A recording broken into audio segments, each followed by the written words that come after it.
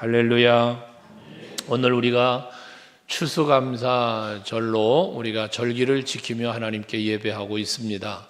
추수감사절이라고 하면 한 해 동안 거두어들인 수확을, 과거에는 우리가 농업 이스라엘의 역사도 그렇고 그렇지만 농사를 지어서 거두어들인 수확을 가지고 하나님 앞에 감사하며 드리는 절기를 추수감사주일이라고 해서 추수라는 단어를 사용한 겁니다.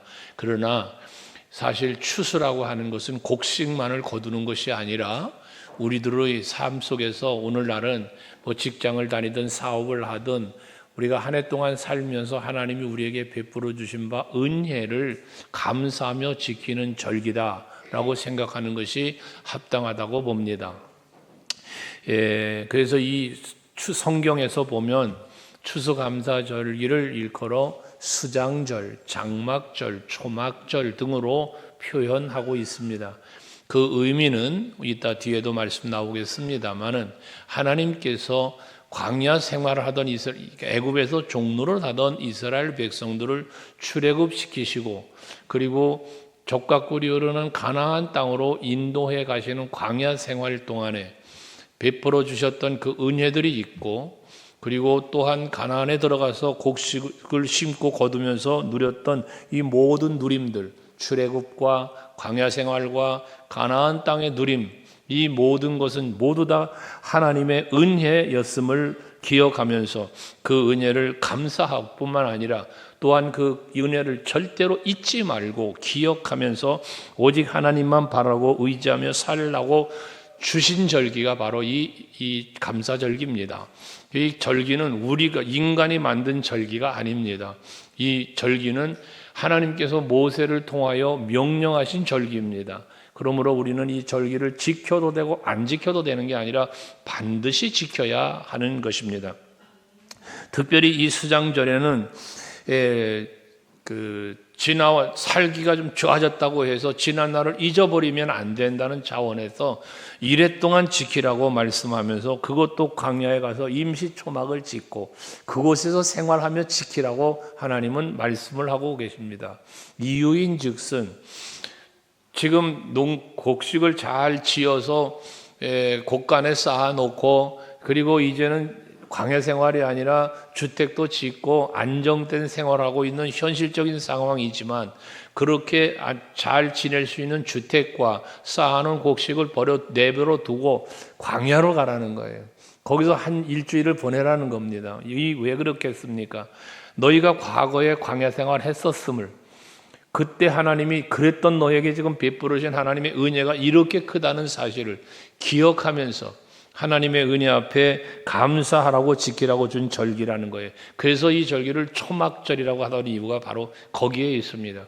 광야에 나가서 초막을 짓고 거기서 생활하는 절기, 그게 초막절이라고도 부르는 것이거든요.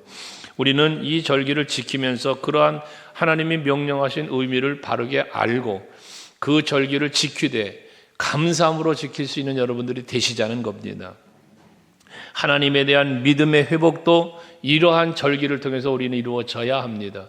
하나님이 내게 베푸신 은혜를 은혜로 깨달아 알고 그 은혜에 감사하는 마음이 우리에게 있을 때 그것이 곧 우리의 신앙은 회복될 수 있는 거고 하나님과의 관계도 회복되어지는 이러한 은혜가 있는 것이죠. 하나님이 요구하시는 절기는 단순히 이러한 예물을 드리는 것뿐만 아니라 이 예물을 드릴 뿐만 아니라 우리가 하나님의 은혜 앞으로 가까이 나아오기를 원하시는 그 은혜를 기억하며 살기를 원하시는 그러한 절기라고 보시면 될 것 같습니다. 그래서 성도들은 풍요로운 소산물이 자연의 소산이 아니고 하나님께서 내게 주신 은혜의 소산이라는 것을 잊지 말자는 것입니다.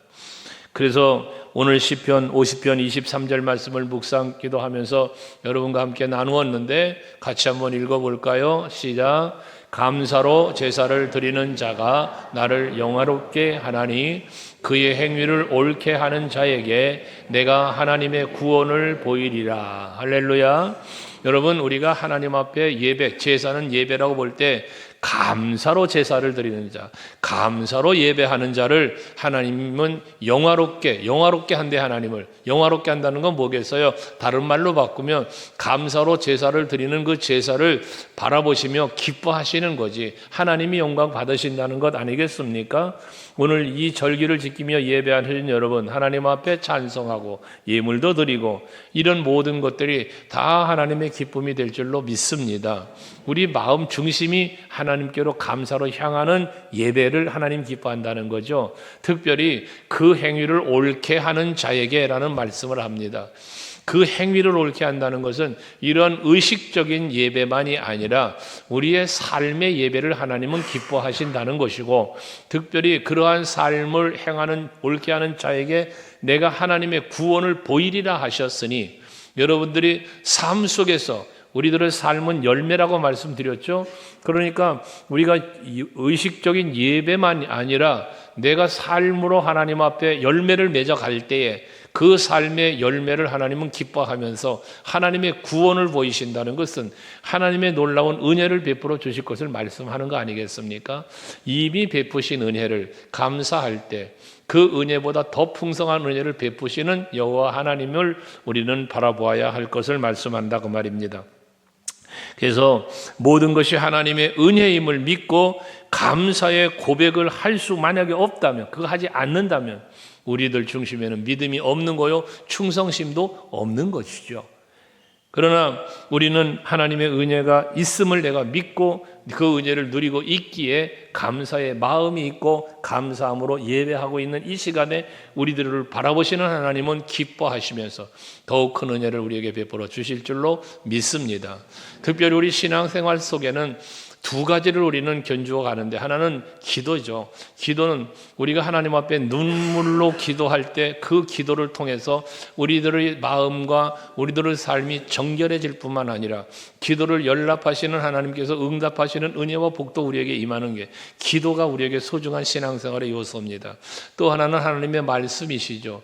바로 이 하나님의 말씀을 통해서 우리는 믿음의 근거를 삼고 우리의 신앙생활과 인생의 여정과 모든 것에 방향을 잡고 그 말씀을 우리가 따라 살아가는 삶의 원인이 되기 때문에 그렇게 살아가는 것, 이것이 곧 기도와 말씀은 우리 신앙생활을 성숙시키고, 기도와 말씀은 우리들을 하나님께로 안내하기도 하고 하나님이 부어주신 은혜와 복을 받는 통로가 되기도 한다는 것입니다. 하기 때문에 그런 의미에서 오늘 우리가 추수감사주의를 지키면서 하나님이 주시는 오늘의 이 말씀이 여러분의 마음에 새겨지고, 감사의 의미, 하나님 앞에 우리가 어찌 살아야 할 것인가, 아빠 말은 삶의 행위, 이 모든 것들을 바르게 세워가고 잡아가시는 여러분 모두가 되실 수 있기를 바랍니다.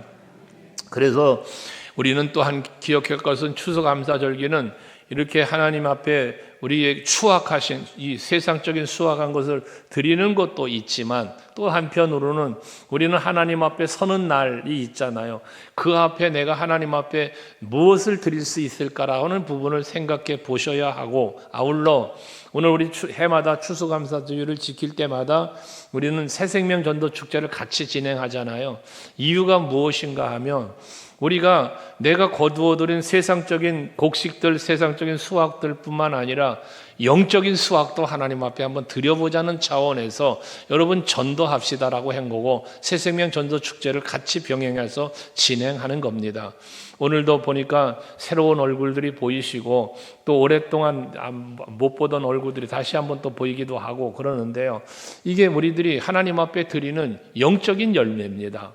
여러분들이 하나님 앞에 추수감사주일에는 이러한 세상적인 것의 수확만을 감사하고 세상적인 수확만을 드리는 게 아니라, 여러분들이 복음을 전하고 예수사랑 전하여 하나님께로 이끌어낸, 세상에서부터 이끌어낸 이러한 영혼들도 하나님 앞에 참으로 드릴 수 있는 이러한 절기로 해마다 여러분들이 기억하고 지킬 수 있기를 바랍니다.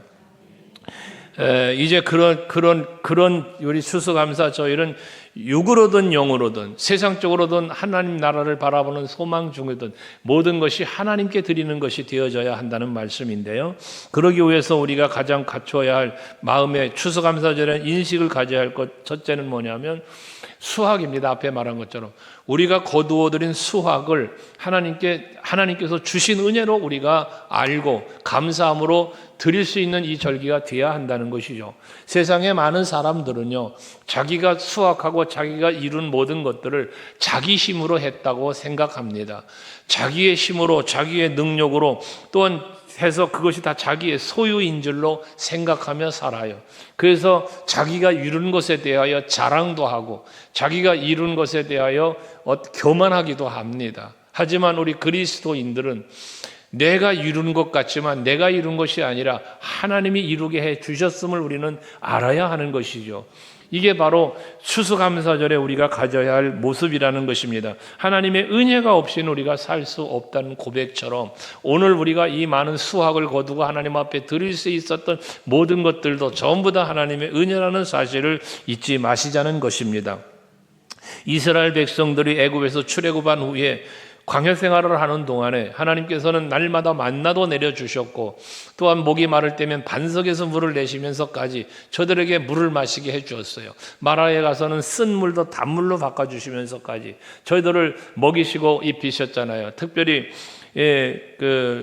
신명기 8장 4절 말씀에 보면 광야 생활 40년 하는 동안에 저들에게 하나님 베푸신 은혜를 말씀하기를 옷이 헐지도 않았고 발도 부르트지도 않았고 그렇게 하나님은 은혜를 베푸시며 인도하셨음에 대한 말씀을 하시지 않았습니까?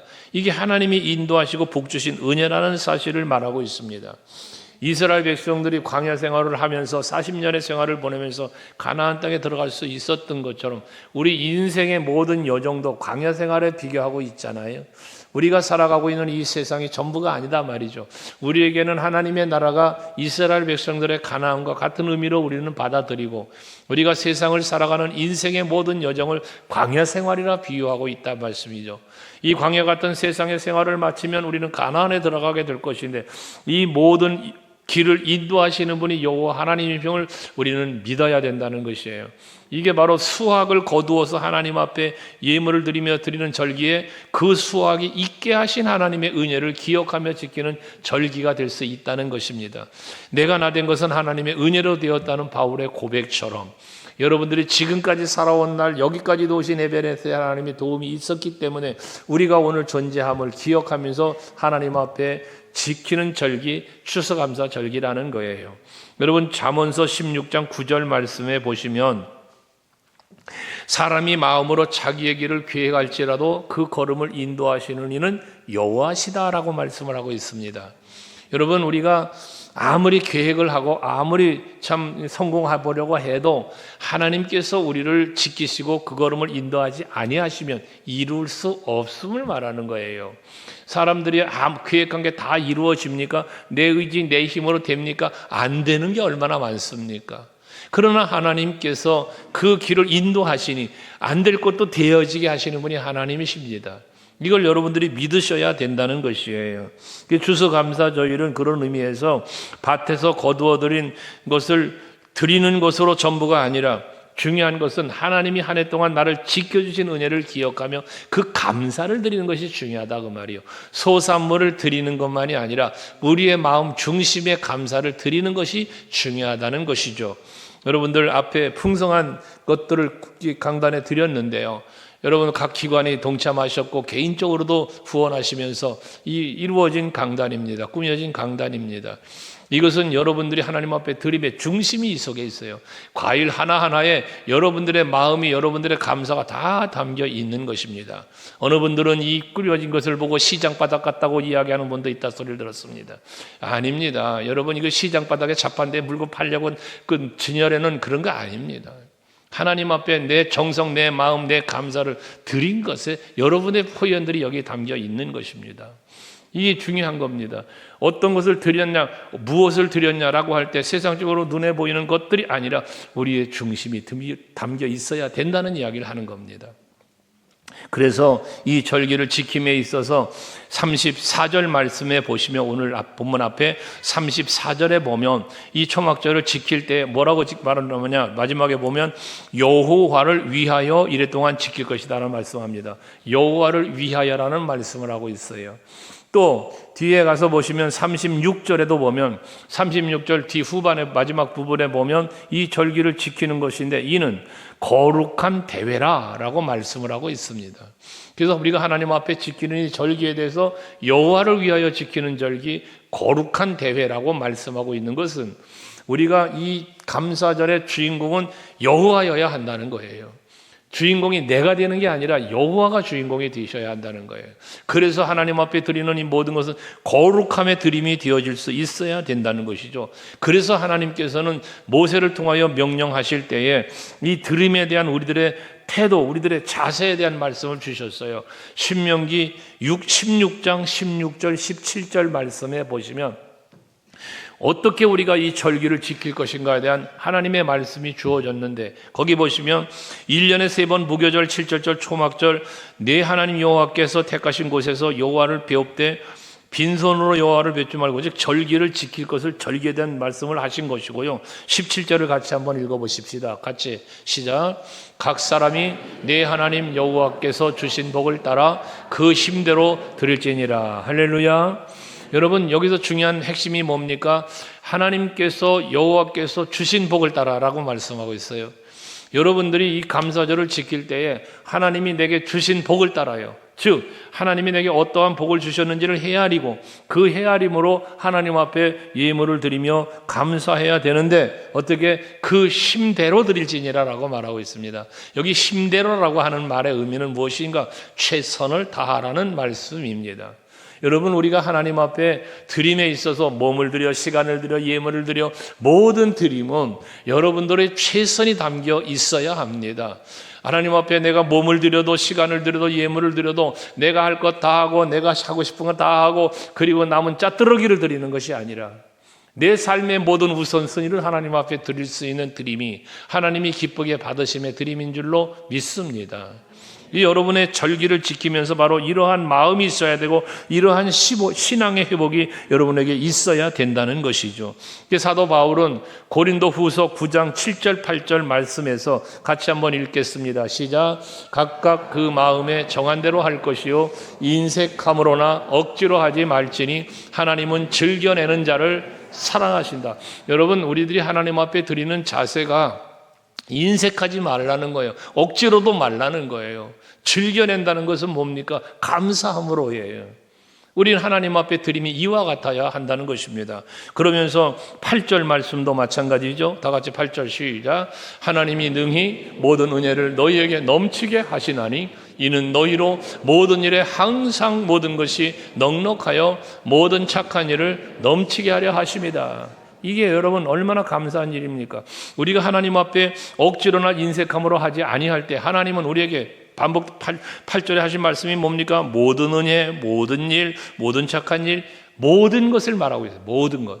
그 모든 것을 어떻게 하신다? 넘치게 하신다.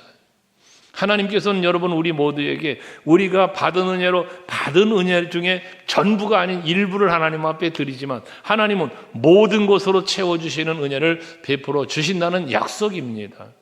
그래서 우리는 이 감사절기에 특별히 하나님께서 복을 주셨음을 인정하면서 그 주신 여기 하나님은 주신 복이라고 말씀했지만 우리 입장에서는 받은 복을 따라가 돼야 되는 거잖아요. 받은 복을 따라 그 힘대로 최선을 다하여 하나님 앞에 여호와를 경외하고 섬기는 마음으로 드릴 때 여러분 우리의 신앙은 더욱 견고하게 서게 되고 하나님 보시기에 합당하며 신앙을 이룰 수 있게 되어질 줄로 믿으시기를 바랍니다. 감사절기는 또한 우리가 거두어들인 수확을 하나님 앞에 드릴 뿐만 아니라 이 감사절기를 지키면서는 하나님께서 나를 훈련하시고 연단하시면서 우리의 구원을 이루어 가신다는 사실도 깨달아 아는 절기가 되어야 합니다. 왜냐하면 곡식 하나가 한 알의 밀알이 땅에 떨어져서 많은 수확을 거둘 수 있는 과정 속에 여러분 한 알의 밀알이 썩어 없어지는 고난, 또한 그 비바람이 치고 여러 가지 어려운 환경 속에서 자라게 하셔서 수확을 하게 하시는 것 아니겠습니까?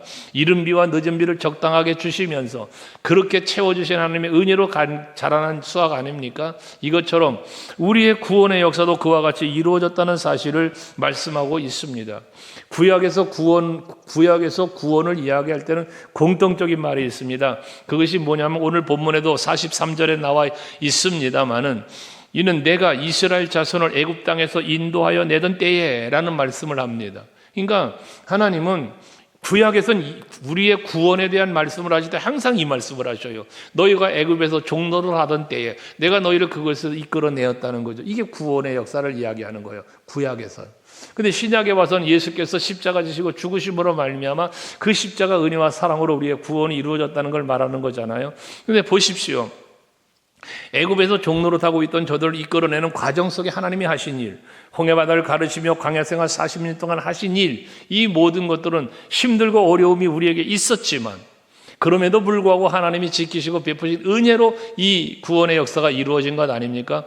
우리들의 영적인 구원도 마찬가지. 예수님의 십자가의 고난이라는 이 고난을 통하여 우리의 구원이 이루어졌어요.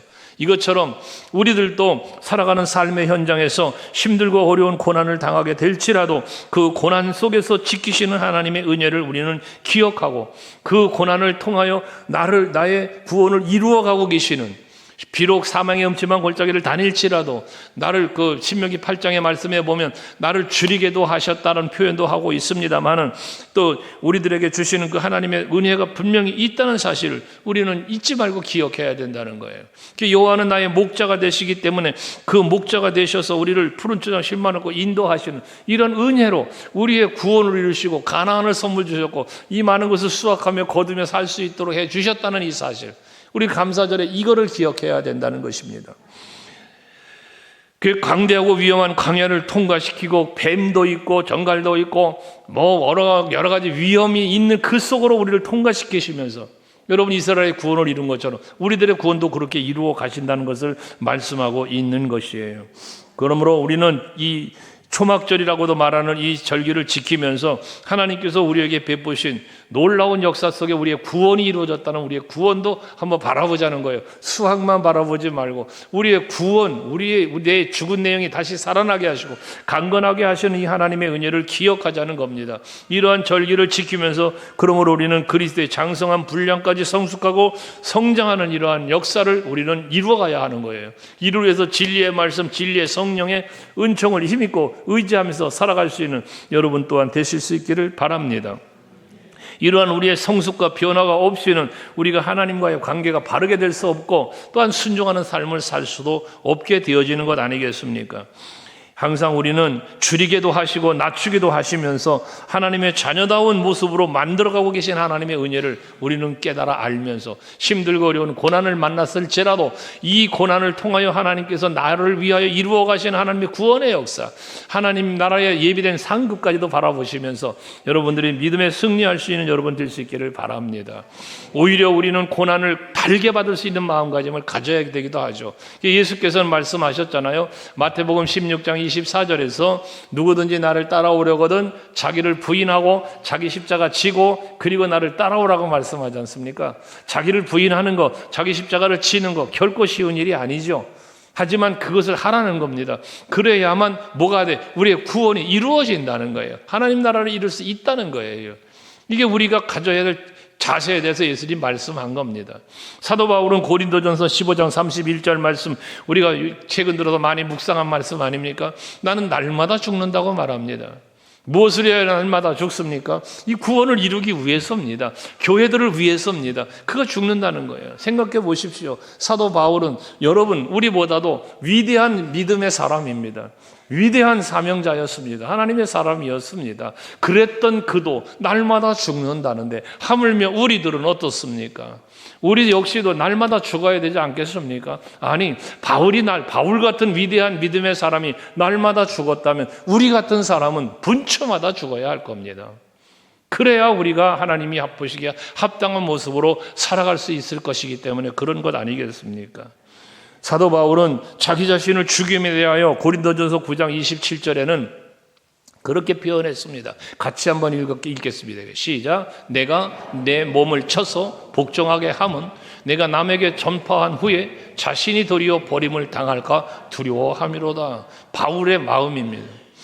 복음을 전하는 삶을 살았습니다. 여러분, 하나님의 사람으로 살았습니다. 그런데 그가 그렇게 살았지만 남들은 구원시켜 놓고 자기는 버림받을까 봐 두려웠답니다. 그래서 뭐 했다고요? 내 몸을 쳐서 복종하게 했답니다.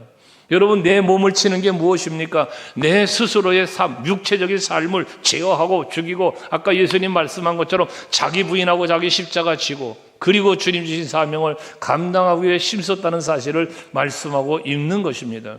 여러분, 우리는 때로는 우리들도 마찬가지입니다. 내 몸을 치는 건 내 육신의 소욕을 치는 거예요. 내 마음속에 찾아오는 모든 욕심들 버리는 거예요. 육체적인 소욕, 세상적 욕심, 이거 죽이는 걸 말하는 거예요. 여러분, 금식 기도를 일부에게도 말씀을 드렸는데, 금식 기도들 하실 때가 있잖아요.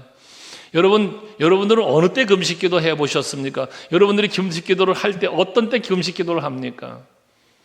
많은 사람들이 금식 기도를 할 때는요, 내가 하나님 앞에 뭔가 요구하고 구할 것이 간절할 때 떼쓰려고 금식합니다. 떼쓰려고.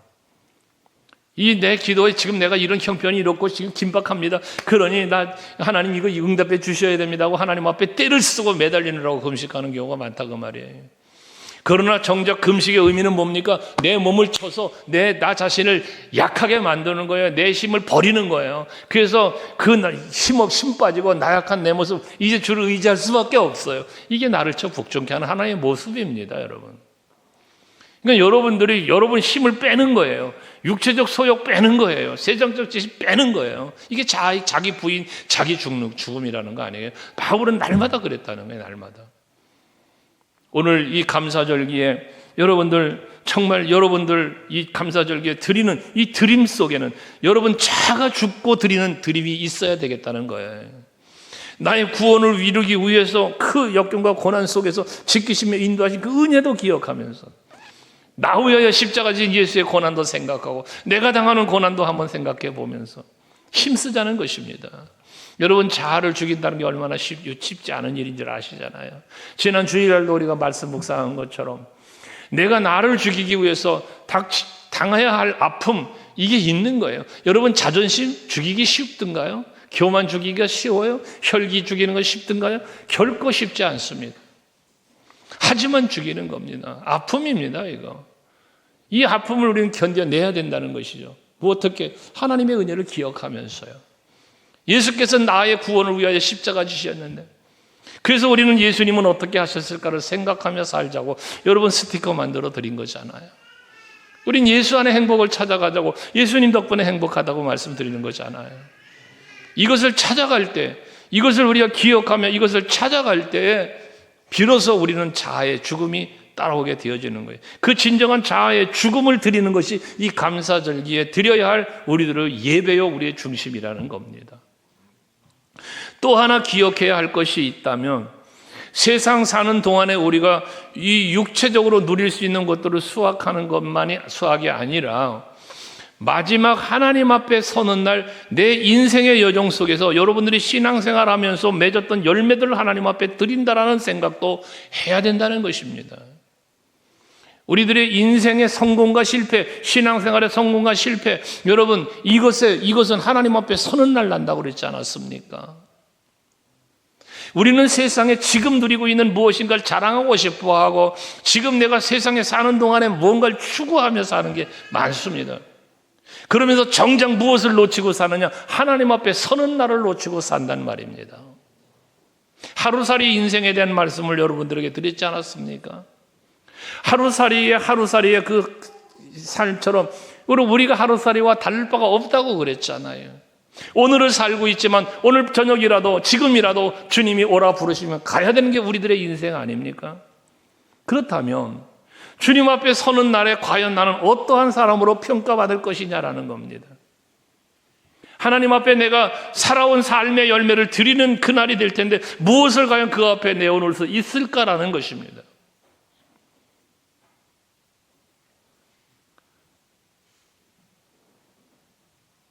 많은 순간, 많은 시간들 속에서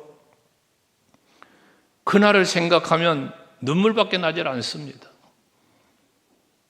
뭔가 한 것 같은데 막상 하나님 앞에 설 날을 생각하면 아무것도 한 게 없는 것 같이 보이는 그 모습들이 눈물만 흘리게 합니다. 여러분, 나이가 늙었냐 젊었냐 어리냐 아무 상관없습니다. 지금이라는 이 순간, 지금까지의 시간 속에서 나는 과연 하나님 앞에 무엇을 내어놓을 수 있을까? 내가 하나님 앞에 서는 날에 착하고 충성된 종이라 칭찬을 받을 것이냐, 악하고 게으른 종이라 내침을 받을 것이냐. 여러분, 우리는 심각하게 이 부분을 생각하며 오늘을 살아야 합니다.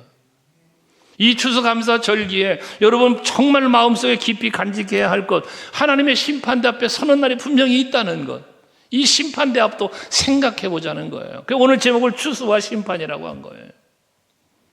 단순히 세상의 누림만을 생각하고 풍성히 쌓아놓은 것만 볼 게 아니라 하나님 앞에 과연 내가 쌓은 것은 무엇일까 헤아려 보자는 것이에요. 고린도 후서 5장 10절 말씀을 한번 같이 읽어볼래요? 자, 같이 읽습니다. 시작. 이는 우리가 다 반드시 그리스도의 심판대 앞에 나타나게 되어 각각 선악간에 그 몸으로 행한 것을 따라 받으려 함이라. 여러분, 분명히 말씀하잖아요. 그리스도 심판대 앞에 우리가 서는데 그 서는 날 어떻게 된다고요? 각각 선악간에, 선과 악간에 그 몸으로 행한 것을 따라 받는다. 여러분, 선을 행했느냐 악을 행했느냐 이 판단을 심판대 앞에서 받게 된다는 것이거든요. 요한복음 5장 29절에 보면 예수께서 친히 말씀하신 거 아닙니까? 선을 행한 자는 생명의 부활로, 악을 행한 자는 심판의 부활로 나오리라. 마지막 때가 그렇게 된다는 거예요. 마지막 때에 심판할 때 오른편에 설 자, 왼편에 설 자, 양과 염소를 구별하신다지 않습니까? 그날이 온다는 것입니다. 여러분, 이걸 기억하셔야 합니다. 그날이 반드시 있다는 것을 잊지 말아야 합니다. 그렇다면 악은 무엇이며 선은 무엇인가? 성경에서 답을 주시기를 악은 육신의 생각으로 사는 사람입니다. 육신의 지혜와 지식으로 사는 사람입니다. 세상의 건 육체적인 것을 추구하며 욕심에 빠져 사는 사람입니다. 이게 악입니다. 육신의 생각으로 육신의 지혜와 지식으로 세상 것을 취하려고 사는 이걸 악이라고 평가했습니다. 그러면 선은 무엇일까요? 영을 따라 사는 사람입니다. 영의 생각을 따라 사는 사람입니다. 성령을 따라 사는 사람입니다. 하나님의 뜻을 분별하며 사는 사람입니다. 이게 선입니다. 하나님 앞에 서는 날 고린도전서 3장 말씀에 보면 10절 이하의 말씀 속에서 마지막 심판 날에 일어날 일을 분명하게 말씀하고 있지 않습니까? 우리는 이 인생을 살면서 그리스도의 터 위에 11절에 보면 우리들이 교회를 세워가는데 이 닦아둔 터 위에는 다른 터가 없다는 거예요. 이 터가 예수 그리스도래요. 여러분, 우리들의 신앙생활은 예수 믿는 그리스도인들은 예수 그리스도의 터 위에, 예수 그리스도를 믿는 믿음 위에 우리들이 지금 뭔가 만들어가 세워져 가는 거예요. 거기서 열매 맺어 가는 거예요. 건축으로 말하면 건축이지만 삶으로 말하면 어떻게 선을 행했냐 악을 행했냐 그 위에서 어떻게 살았느냐라는 것이거든요. 근데 거기서 이어지는 말씀 속에 보면 집이나 풀이나 여러분 이 지푸라기처럼 나무나 풀이나 집이나 이런 것들로 세워가는 사람들도 있다는 것 아닙니까? 근데 그런 사람들은 뭐라는 거예요? 불에 타도 마지막 심판 때 불에 타도 없어진다는 거예요. 하지만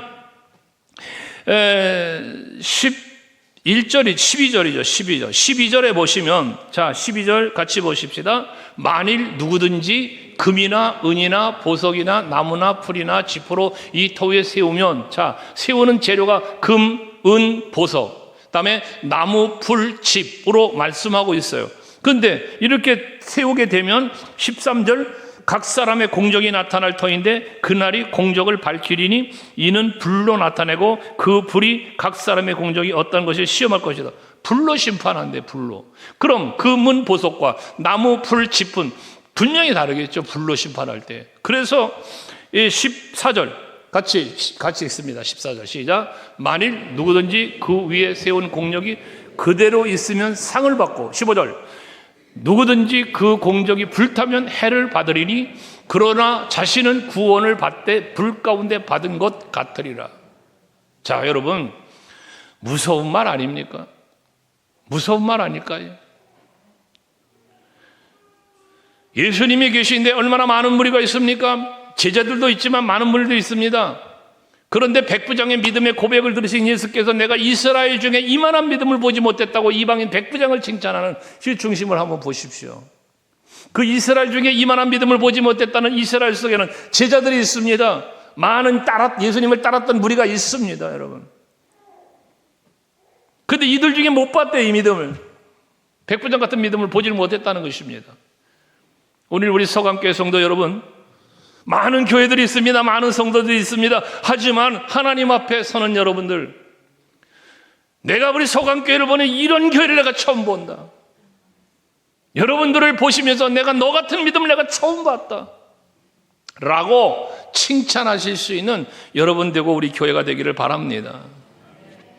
그리스도의 터 위에 하나님의 모든 말씀으로 살기를 그러므로 힘써야 되고, 말씀 위에 세워지는 우리의 신앙을 가지고 하나님 앞에 설 때 순종자의 모습으로 믿음으로 산 그 모습, 믿음의 삶은 순종이니까 하나님의 기쁨이 되는 거니까 이것을 이루며 살아가는 여러분들이 되셔서 마지막 인생의 추수를 하는 그때에, 주님 앞에 서는 그때에 착하고 충성된 사람이라 칭찬받으시고 예비된 면류관 다 쓰시고 그 나라에서 만날 수 있는 우리 모두가 되실 주 이름으로 축복합니다.